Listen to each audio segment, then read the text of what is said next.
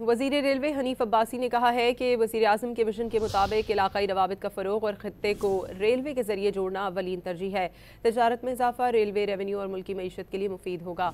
इस्लामाबाद में पाकिस्तान में ईरानी सफ़ीर डॉक्टर रज़ा मीरी मुक़द्दम और वज़ीर रेलवे हनीफ अब्बासी की मुलाकात हुई। पाक ईरान दोतरफ़ा ताल्लुकात मज़ीद मज़बूत बनाने पर गुफ्तगू की गई।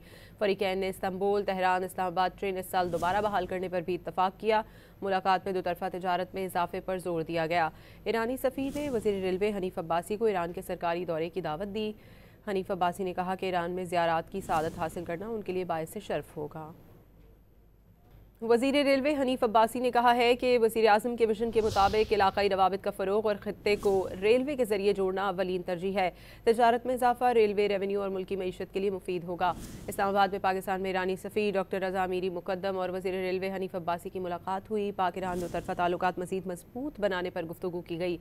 फ़रीक़ैन ने इस्तांबुल, तेहरान, इस्लामाबाद ट्रेन इस साल दोबारा बहाल करने पर भी इत्तफ़ाक़ किया।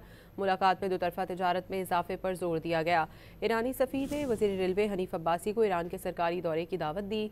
हनीफ अब्बासी ने कहा कि ईरान में ज़ियारात की सआदत हासिल करना उनके लिए बाइस शर्फ होगा।